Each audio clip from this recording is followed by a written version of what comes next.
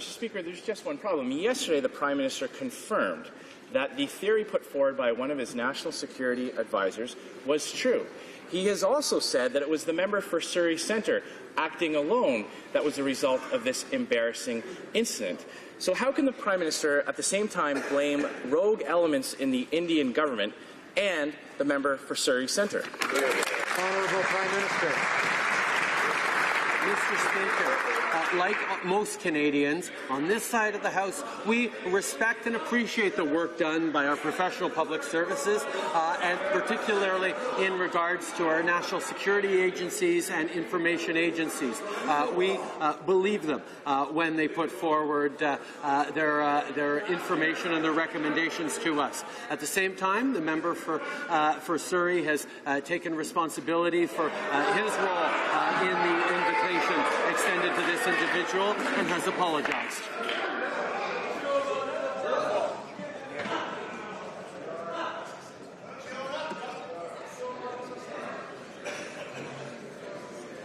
Order.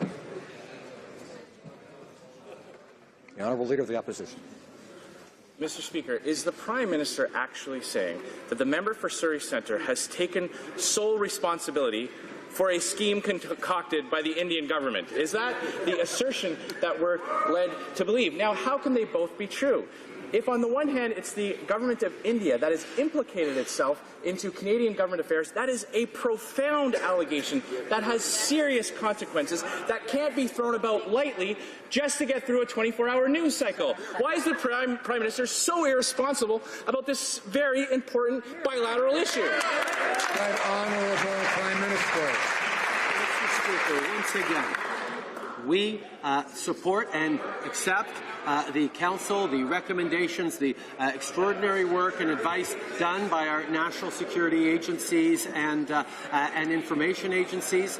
We support our professional public service and accept the information and recommendations they give to us. At the same time, like I've said, the member for Surrey Centre has taken responsibility for having extended the invitation to this individual and has apologized. The Honourable Leader of the Opposition. Mr. Speaker, nobody believes that there wasn't a single person in the Prime Minister's office that was not provided a list of invitees. Nobody believes his ridiculous assertion that the responsibility lies with rogue elements or factions in the Indian government. Now, by having an independent national security official brief the media anonymously right in the middle of a negative 24-hour news cycle, the Prime Minister has implicated the independent public service in his disastrous trip. Will the Prime Minister confirm or deny that anyone in his office orchestrated the briefing to shift blame on this? Honourable Prime Minister. Mr. Speaker, I'm going to have to explain this to the member's office that he did not learn this through 10 years of government, and we saw that regularly in their behaviour in the Harper years. Professional public servants, particularly those in the national security and information areas, do extraordinary work based on their professional qualifications, based on their analyses. And when they make recommendations or when they make statements to Canadians or to this government, we on this side of the House choose to believe them. On that side of the House, who knows? Honourable Leader of the Opposition. We need new lines. So, big time. The Prime Minister would have us believe that an independent national security officer took it upon himself to brief the media right in the middle of a terrible news cycle that was embarrassing the Prime Minister. If that isn't the definition of politicizing national security officials, then I don't know what is. Nobody is believing it. The Prime Minister needs to learn that there are serious consequences to these types of allegations, that governing is more than just Instagram posts, that when you make this kind of allegation, there are consequences. Will the Prime Minister identify who in his office orchestrated this media briefing? Right, Honourable Prime Minister.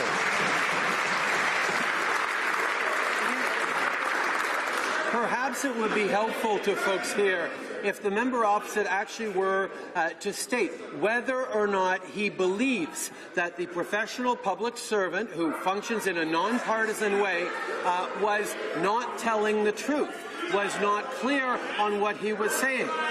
This is the issue that the member opposite seems to be going at, that he doesn't believe our professional public servants in what they tell to Canadians. If that is the case, then the member opposite should say so. The Honourable Leader of the Opposition. Order. Mr. Speaker, will the Prime Minister identify who it was who briefed the media? Will the Prime Minister identify, so that we can have confidence in what was said, who in his office orchestrated the media briefing? Will the Prime Minister provide a modicum of proof for these assertions that it was the Indian government that was behind his embarrassing fiasco? I doubt that he will, Mr. Speaker. You know, last year he met with someone who is the vice president of a listed terrorist organization. In December, he met with Joshua Boyle, who days later was charged with sexual assault and unlawful confinement. Why is it always that this Prime Minister seems to be identified with these kinds of people? Honourable Prime Minister. Mr. Speaker, once again, the member opposite is not being clear.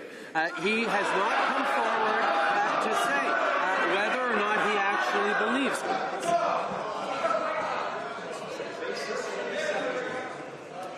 Order. Order. We'll need some order so we can hear both the questions and the answers. I think a little respect for the House means we're going to hear both sides, and each side has a chance to respond in due course. And each side should have confidence, I think, in the ability of Canadians to judge the quality of both the questions and the answers. The Right Honourable Prime Minister. Order. The Right Honourable Prime Minister has the floor.